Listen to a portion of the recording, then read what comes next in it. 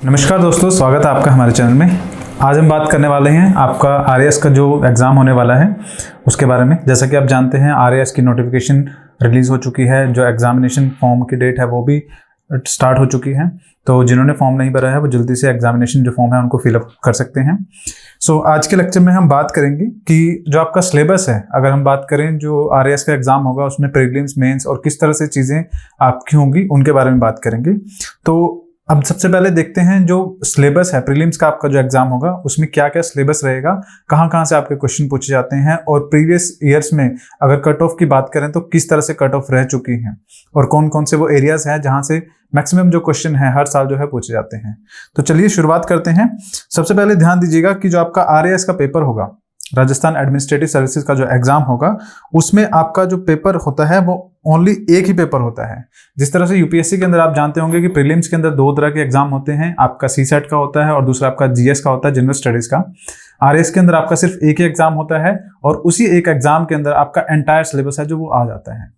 Entire syllabus से मेरा मतलब है कि जिस तरह से यूपीएससी के साथ अगर मैं इसका कंपैरिजन करूं या फिर ज़्यादातर जो पीसीएस एग्जाम होते हैं स्टेट्स के उनके साथ अगर कंपैरिजन किया जाए तो सीसेट के एग्जाम के अंदर आपका इंग्लिश आ रही है, रीजनिंग आ रहा है, मैथ्स आ रहा है, और जो आपका जीएस का एग्जाम है उसके अंदर आपके बाकी के सब्जेक्ट जो हिस्ट्री, ज्योग्राफी, पॉलिटी, इकोनॉमी और बाकी तरह करंट अफेयर्स का, वो सारा एग्जाम अलग अलग दो पार्ट में होता है। सीसेट का एक और दूसरा जीएस का अलग। आरएएस के अंदर आपको एक ही पेपर के अंदर English, reasoning, maths, GS, current affairs सब कुछ एक एग्जाम के अंदर देखने को मिलेगा।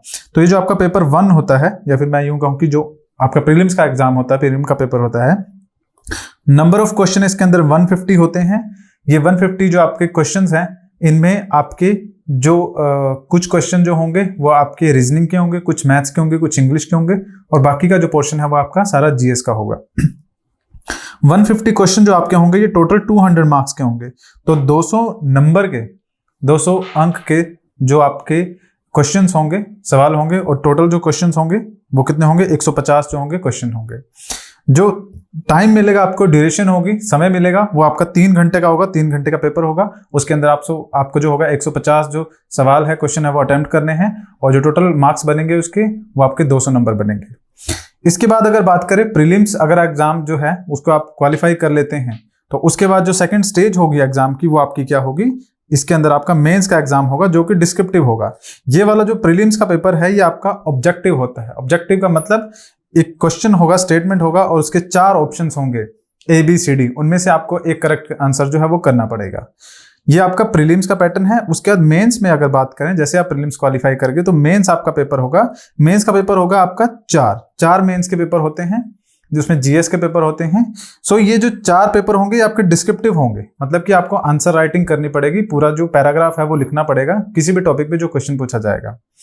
और ये जो पेपर होते हैं जीएस के पेपर होते हैं, क्योंकि इसकी जो एलिजिबिलिटी है एग्जाम को फिलअप करने की या फॉर्म को भरने की, वो आपका ग्रेजुएशन है, स्नातक अगर आप हैं, आपने ग्रेजुएशन कर रखी है तो आप इस फॉर्म को भर सकते हैं। तो जो लेवल होगा डिफिकल्टी का कि कितना पेपर का जो सिलेबस होगा वो किस हिसाब से आएगा, तो वो ग्रेजुएशन के अंदर का ही आएगा।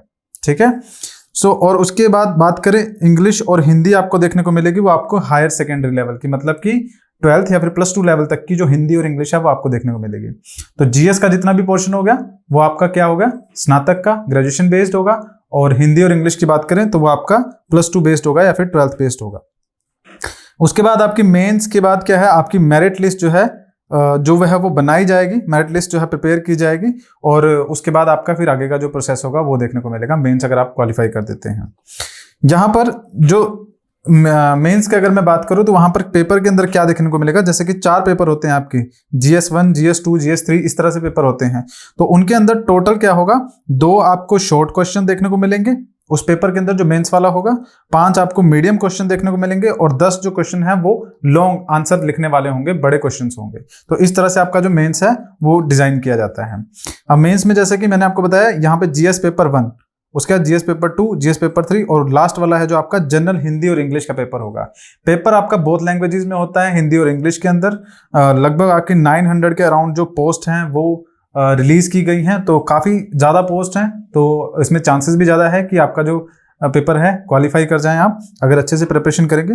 तो जैसे मैंने बताया आपको 4 पेपर हो जाएंगे जीएस के, जिसमें 3 पेपर हो जाएंगे और लास्ट वाला आपका जनरल हिंदी और इंग्लिश का पेपर होगा। ये जो आपके पेपर्स हैं, अगर मैं इनकी बात करूं तो टोटल एक जीएस का पेपर जो होगा वो 200 मार्क्स का होगा। हर पेपर आपका जीएस का 200 मार्क्स का है और इस पेपर को अटेम्प्ट करने के लिए आपको जो वक्त मिलेगा, समय मिलेगा, वो 3 आवर्स का मिलेगा, 3 घंटे का समय मिलेगा। तो टोटल मार्क्स आपके बन जाएंगे, इन सभी को अगर कैलकुलेट करें तो 800 मार्क्स का टोटल मेंस वाला आपका पेपर हो जाएगा। आपने प्रीलिम्स दिया, प्रीलिम्स आपका 200 मार्क्स का हुआ, उसमें से आपकी कट ऑफ बनेगी, जो लोग क्वालिफाई करके उसके बाद वो मेंस में बैठेंगे। मेंस में आपके 4 पेपर होंगे, 3 आपके जीएस के होंगे, जनरल स्टडीज के होंगे और एक आपका लैंग्वेज का पेपर जो कि हिंदी और इंग्लिश लैंग्वेज का होगा। तो मेंस आपका टोटल 800 मार्क्स का हो जाएगा। हर पेपर के लिए आपको 3 घंटे का वक्त मिलेगा। अब बात करते हैं, ये जो आपका पूरा पैटर्न हो गया, इसमें सिलेबस क्या होगा, कहां से आपके क्वेश्चन जो है वो पूछे जा सकते हैं। तो अगर हिस्ट्री की बात करें, एक चीज ध्यान में रखिएगा कि आरएएस का जो एग्जाम है, राजस्थान एडमिनिस्ट्रेटिव सर्विसेज का जो एग्जाम है, इसके अंदर अगर आप राजस्थान से हैं तो इजीली आप वहां का जो जीएस है, राजस्थान की हिस्ट्री, ज्योग्राफी, पॉलिटी, इकोनॉमी, वो सब समझना थोड़ा सा आसान होगा।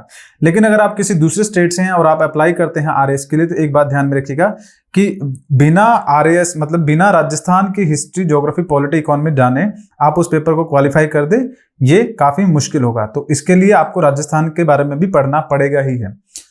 राजस्थान का जो पेपर है आरएएस का, उसके अंदर पर्टिकुलरली राजस्थान के ऊपर जो क्वेश्चंस है वो काफी अच्छे पूछे जाते हैं, काफी ज्यादा उनके जो नंबर होते हैं आपको देखने को मिलेंगे। तो सबसे पहले बात करें हिस्ट्री के बारे में, तो राजस्थान के अंदर राजस्थान का art and culture, literature, tradition, heritage. अब आप जैसे जानते भी हैं राजस्थान की काफी रिच कल्चर देखने को मिलता है। अगर हिस्ट्री में बात करें तो उसमें भी राजस्थान का काफी बार जिक्र जो है देखने को मिलता है।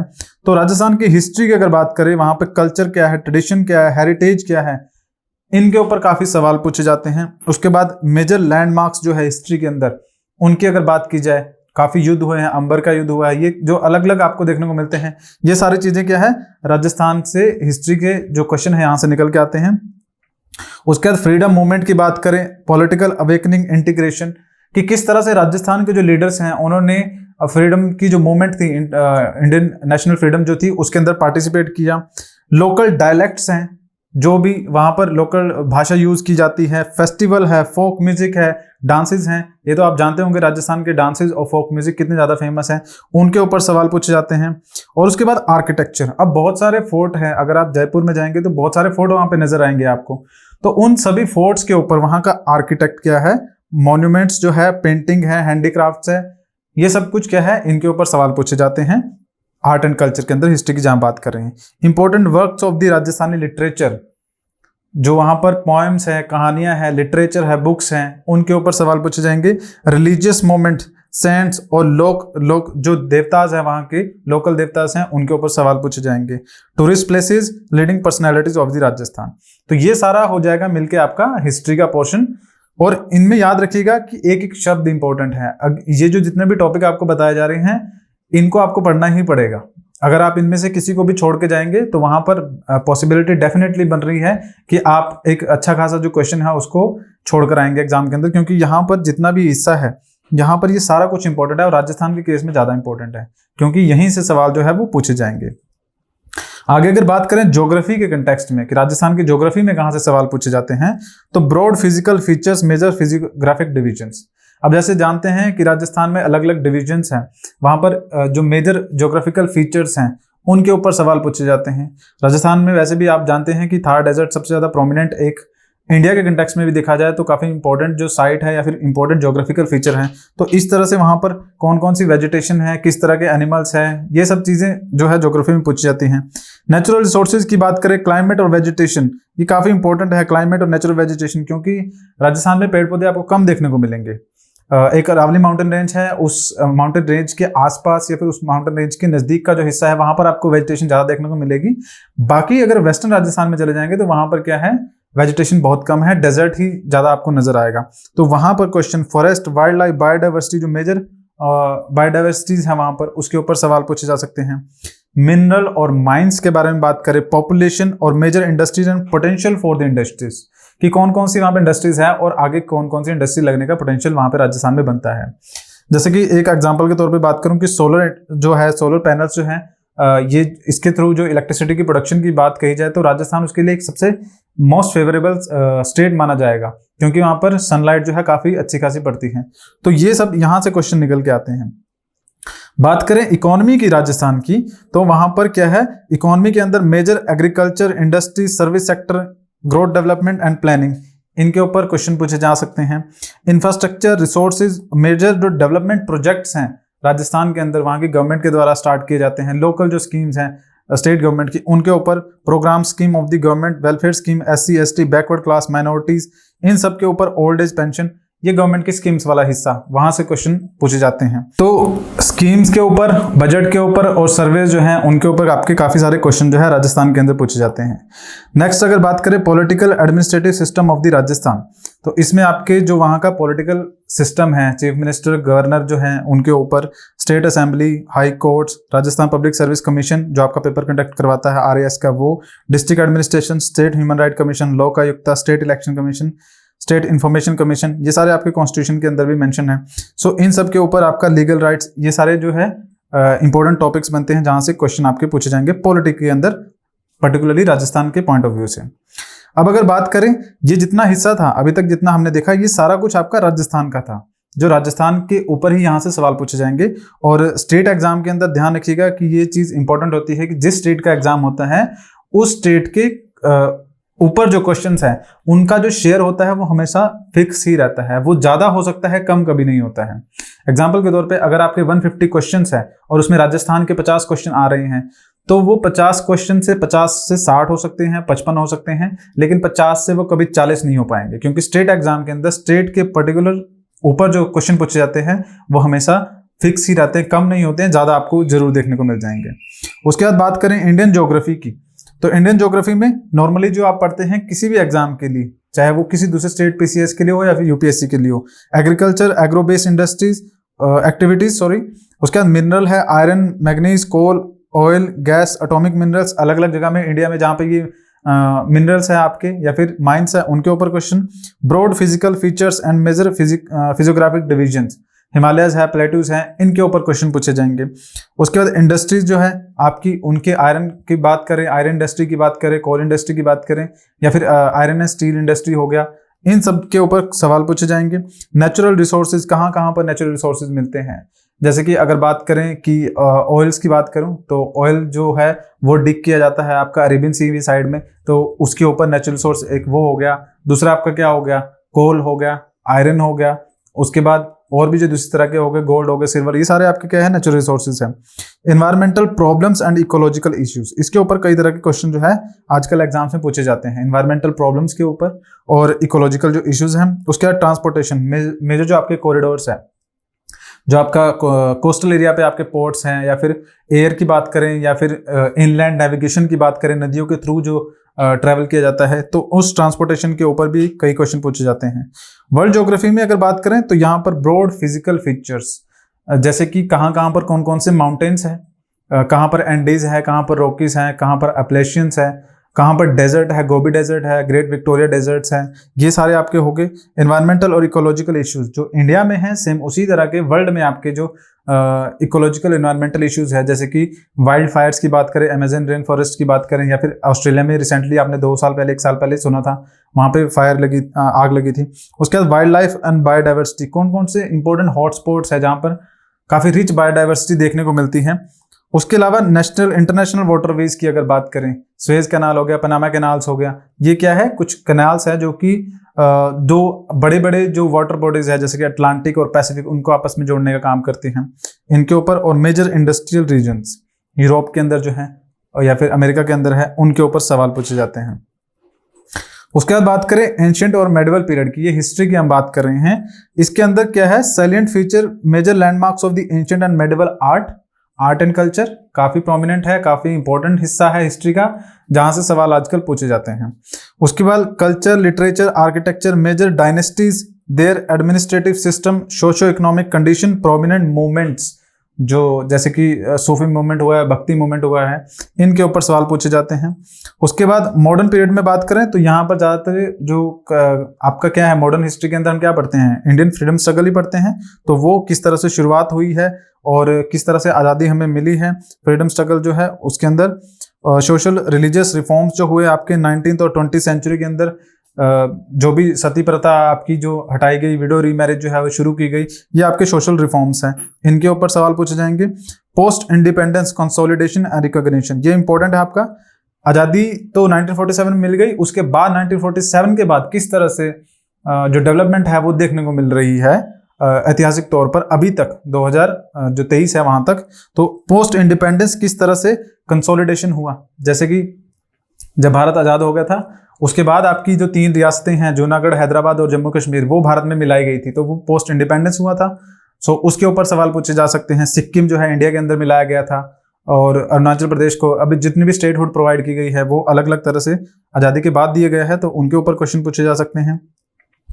कॉन्स्टिट्यूशन ऑफ इंडिया की अगर बात करें, इंडियन पॉलिटी की अगर बात करें, तो वहां पर development of the Indian constitution, जितने भी एक्ट्स आपके 1919, 1935, क्योंकि ये जो कहा जाता है कि जो 1935 का आपका एक्ट था उसको वहां से क्या किया गया, बहुत सारे प्रोविजन है जो हमारे आज के भारत का संविधान है उसमें ऐड किए गए थे। तो ये गवर्नमेंट ऑफ इंडिया एक्ट 1935, 1919 वाला, उसके बाद कॉन्स्टिट्यूंट असेंबली की किस तरह से संविधान ने ग्रो किया है, संविधान के ऊपर सवाल तो पूछे ही जाएंगे, लेकिन किस तरह से वो बना है, उसकी फॉर्मेशन किस तरह से हुई, किस तरह से चीजें डेवलप की है हिस्ट्री से और जाके पहुंची है जब संविधान बनाया गया वहां तक, वो सब चीजें, directive principle, fundamental right, fundamental duties, constitutional amendment और इमरजेंसी प्रोविजन, जो प्रेसिडेंट के पास पावर्स हैं, ये सब चीजें। उसके बाद बात करें Indian state of democracy, recognition of the state, कोalition governments, political parties, ये सारे आपको क्या है इंडियन कॉन्स्टिट्यूशन के अंदर देखने को मिल जाएंगे, और ये इंपॉर्टेंट टॉपिक्स है जो कि कॉन्स्टिट्यूशन के अंदर कवर करने जरूरी है। नेक्स्ट अगर बात करें आगे इंडियन इकोनॉमी की और इट्स एस्पेक्ट की अगर बात करें, तो बेसिक कंसेप्ट ऑफ जो इकोनॉमी है वो देखने को मिलेंगे। Knowledge of budget, banking, public finance, national income, growth, development, accounting, ये सारा कुछ इंडियन इकोनॉमी के अंदर आपको पढ़ना पड़ेगा। डिस्ट्रीब्यूशन सिस्टम, पीडीएस जो होता है, पब्लिक डिस्ट्रीब्यूशन सिस्टम, इन्फ्लेशन, ये कंसेप्ट हैं आपके, इन्फ्लेशन हो गया। उसके बाद इम्पैक्ट और कंट्रोल किस तरह से किया जाएगा, economic development planning, 5 year plans जो है। और एग्रीकल्चर की बात करें, major sector of economy, primary sector, secondary, ये सब चीज़ें जो है उसमें एग्रीकल्चर, इंडस्ट्री, सर्विस सेक्टर, और जो भी मेजर इकोनॉमिक प्रॉब्लम है जो गवर्नमेंट को फेस करनी पड़ती है, जो 1991 के बाद जो था, प्राइवेटाइजेशन, लिबरलाइजेशन, ये सब चीज़ें हैं जो अडॉप्ट की गई थी इंडियन गवर्नमेंट के द्वारा, और उसके बाद उन सब चीज़ों से क्या क्या प्रॉब्लम्स इंडियन इकोनॉमी के अंदर देखने को मिलती हैं। उसके बाद social justice and empowerment, provision for the weaker section, जो ये स्कीम्स वाला ही पोर्शन आ जाएगा, उसके अंदर जो वीकर सेक्शन है उसके लिए जो प्रोविजन लाए गए हैं वो सब आपको इंडियन इकोनॉमी के अंदर पढ़ना पड़ेगा। सो आगे अगर बात करें, ये आपके इंपॉर्टेंट जीएस के सब्जेक्ट हो गए, हिस्ट्री, ज्योग्राफी, पॉलिटी, इकोनॉमी। हमने राजस्थान का भी देख लिया, राजस्थान में किस तरह से सवाल पूछे जाएंगे या फिर क्या सिलेबस है उसका। उसके बाद जो इंपॉर्टेंट चीज रह जाती है वो है आपका science and tech. Science and tech से भी बहुत सारे सवाल जो है वो पूछे जाते हैं। यहाँ पर कहाँ से सवाल पूछे जाएंगे, electronic, computer, information, communication technology, space technology, satellites वगैरह जो इशू की जाती है, लॉन्च की जाती है। उसके बाद डिफेंस टेक्नोलॉजी, नैनो टेक्नोलॉजी के डिफेंस सेक्टर में किस तरह से इंडिया ग्रो कर रहा है, जैसे कि डीआरडीओ हमारी एक ऑर्गेनाइजेशन है जिसका काम है डिफेंस रिलेटेड इक्विपमेंट्स को डेवलप करना, उनके ऊपर। उसके बाद ह्यूमन बॉडी, फूड, न्यूट्रिशन, ये आपका साइंस वाला जो पोर्शन है वहां से आ जाएगा। Environmental and ecological changes in their impact, वो पढ़ा जाएगा। Biodiversity, biotechnology, genetic engineering, agriculture, horticulture, forestry, animal husbandry with specific reference to the Rajasthan.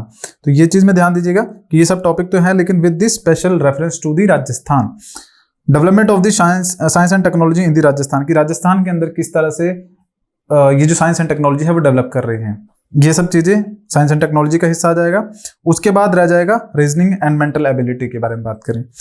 इससे जो क्वेश्चन है लगभग 20 के अराउंड आपके क्वेश्चन जो है वो पूछे जाते हैं। रीजनिंग और मेंटल एबिलिटी, उन दोनों को जोड़ लिया जाए तो जो टॉपिक्स है आपके क्या है, logical reasoning, deductive, inductive, abductive, statement, assumption. उसके बाद एनालिटिकल रीजनिंग हो जाएगा, mental ability, number series, letter series और कोडिंग, डिकोडिंग, ये सारे आपके आ जाएंगे।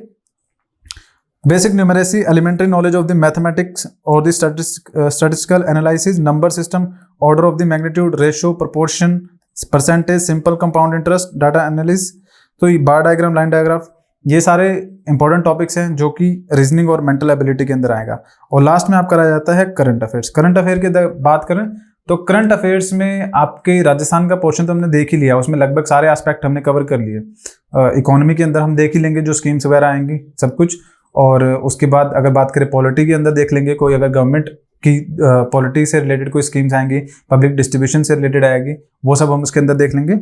उसके अलावा करंट अफेयर्स में क्या आएगा कि नेशनल और इंटरनेशनल, कि देश के अंदर क्या चल रहा है और अंतर्राष्ट्रीय जो स्तर है उस पर क्या चल रहा है, वो आपके करंट अफेयर्स में आ जाएंगे। करंट अफेयर की अगर मैं बात करूं तो क्योंकि एग्जाम की आप यूं समझ के चलिए कि एक साल के करंट अफेयर्स आपसे पूछे जा सकते हैं, तो ये सब था जो सिलेबस था प्रीलिम्स के लिए, आपका इंपॉर्टेंट सिलेबस था, और इस तरह से सवाल जो इन टॉपिक से बन सकते हैं। अब देखिए प्रीवियस पेपर्स का अगर एनालाइज करके देखें, उनकी अगर बात करें तो कहाँ कहाँ से मैक्सिमम क्वेश्चन पूछे जा रहे हैं। तो जब मैंने स्टार्टिंग में कहा था कि राजस्थान का जो बच्चा है उसको तो राजस्थान का पढ़ना ही है, लेकिन जो बाहर का बच्चा है, दूसरे स्टेट का है, उसको भी राजस्थान के बारे में पढ़ना ही पड़ेगा, क्योंकि वहां से क्वेश्चन बहुत पूछे जाते हैं। तो उसका एक एग्जांपल अगर मैं दूं तो यहाँ पर आप देखेंगे राजस्थान हिस्ट्री की अगर बात करूं, उसके बाद राजस्थान की ज्योग्राफी की बात करें, राजस्थान की पॉलिटी की बात करें, राजस्थान की इकोनॉमी की बात करें, और साइंस एंड टेक की बात करें, ये रहा राजस्थान साइंस एंड टेक की बात करें, राजस्थान करंट अफेयर्स की अगर बात करें राजस्थान के ऊपर, तो ये जो क्वेश्चन बन रहे हैं ना सारे 15 क्वेश्चन यहाँ पे, लगभग 15 क्वेश्चन यहाँ पर, उसके बाद 8-10 क्वेश्चन यहाँ पर, ये सारा टोटल जोड़ के आप यूं लगा लीजिए कि बिटवीन 50 to 60 क्वेश्चन क्या है आपके 150 क्वेश्चन में से लगभग 50 या 60 क्वेश्चन आपके राजस्थान से ही बनते हैं।